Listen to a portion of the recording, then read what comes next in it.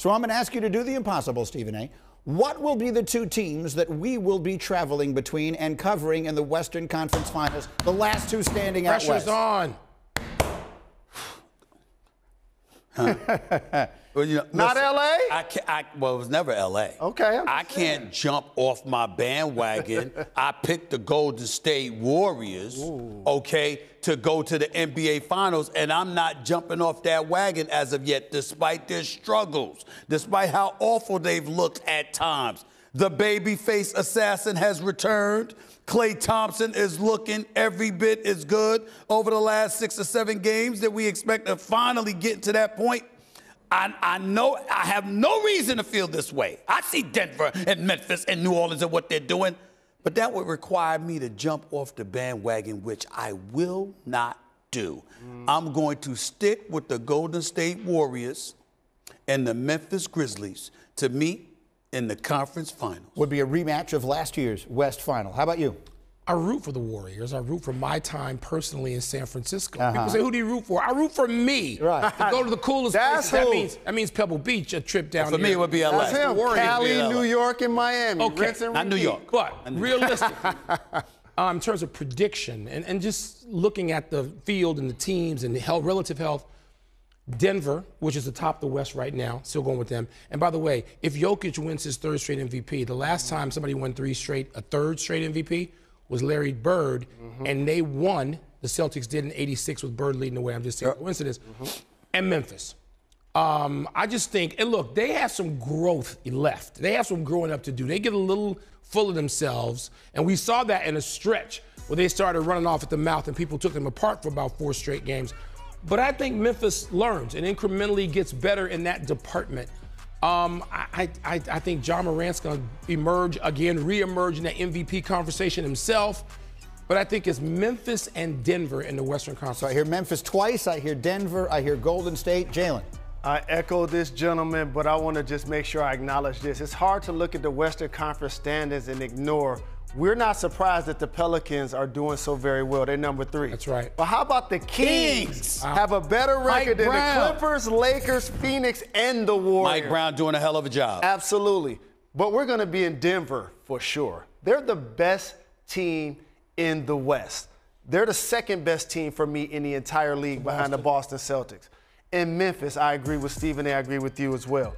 And the reason why is because Memphis has been getting closer each year. And I think the injuries that they had last year, if they're healthy this year, is going to propel them. So I think we all believe in Golden State and their ability to bounce back. The other of the preseason favorites that no one is picking for obvious reasons is the Clippers. And I guess I would have to ask you, if we are in a place when we get to March and April where Kawhi is playing every day and Paul George is playing every day and they put that thing together, are the Clippers not a legitimate contender in your mind? The Clippers are legitimate if they're playing. I personally believe, I'm so personally disgusted with the Clippers that I believe that Ty Lue should want out of his contract with the Los Angeles Clippers if these dudes ain't ready for the playoffs. It's a damn shame that you literally walk in. Let's understand the greatness of Ty Lue. He literally walks to an arena every day wondering who the hell he's going to have in his lineup. No one is definitively available. And it's a shame. And you just get sick of it. You understand, again, I'm not questioning the legitimacy of anybody's injuries. I would never insult a professional athlete like that. What I'm trying to say to you is this. Injured, hurt, whatever way you want to term it. You sure you can't play? Are you sure you can't? The operative word is can't. Are you sure you can't play? Because I don't understand how you can't play on Friday, but you can play on Saturday. It's hard for me to understand that. It's hard, man. Listen, and it's ridiculous. Greedy, it's got to be before April.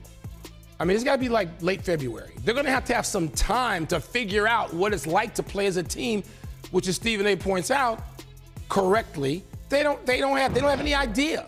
They're the ultimate wild card, Greeny, but beating one of these teams that have been consistently churning the entire season, like a Denver squad, a Memphis squad, I just don't see that happening. But I will give them a puncher's chance. But I can't ignore what I saw last night. No Joker for Denver. Obviously, no Paul George for the Clippers. you got to get that game. And for Denver to find a way to get that game solidified to me, not only they're the best team, but why we still have questions about the Clippers.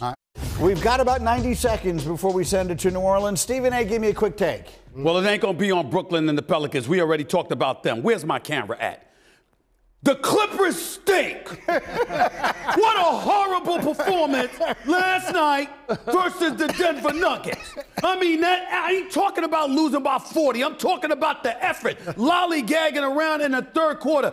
Ty Lue, if I were him, I'd go ask Steve Ballmer to let you out and go coach a real team. They don't want to play, man. They're better than that. I know they're 21-19, but they lost 4 straight. They're better than that. They don't want to play. They just want to be in L.A. It's embarrassing. They don't play about 20 times together in this last half. Horrible. How are they going to be ready for the playoffs? Horrible. Horrible. I'll tell you this. The Denver Nuggets have built out their roster around the back-to-back MVP. And they have a legitimate chance to not only be the best team in that conference, but Greeny, to win the conference. Jamal Murray is coming. Yes. He's getting better and better. Absolutely. They're deep. Not just New Orleans and Memphis. It's Denver now. Yes. But the Clippers, horrible. Horrible. Their starters What have only an embarrassing effort. played 13 games together so far. We'll be interviewing Jacques Vaughn in just a few minutes, but right, Woj, the Spurs could be a team, as we sort of work our way towards this trade deadline, that could factor very significantly in over these next few weeks. Tell everybody why. Hey, Greeny, Jakob Poeltl, San Antonio center. I think he's going to be one of the real pivotal players at the NBA trade deadline. You saw in recent years, there was not as much of a market for centers. That's changed this year. There's a lot of interest in Poeltl, and there are a lot of teams, I think, for San Antonio, they're going to make the kind of offers that they may want to move him. But this is a player, he can do a 4-year, $58 million extension during the season. He's going to get more than that in free agency. He's not going to do that deal now. But if you're San Antonio and you win the Victor Wembanyama sweepstakes, he makes perfect sense in the middle with Wembanyama at the 4. And so I think for San Antonio, you know, you saw him do it with DeJounte Murray. They got an overwhelming offer from Atlanta. They moved him. But I think you're going to see at the trade deadline for Poeltl, you know, some real significant offers. You know, a lot of teams who want size. You want to beat Giannis. You want to beat Embiid. You want to beat Jokic in the postseason.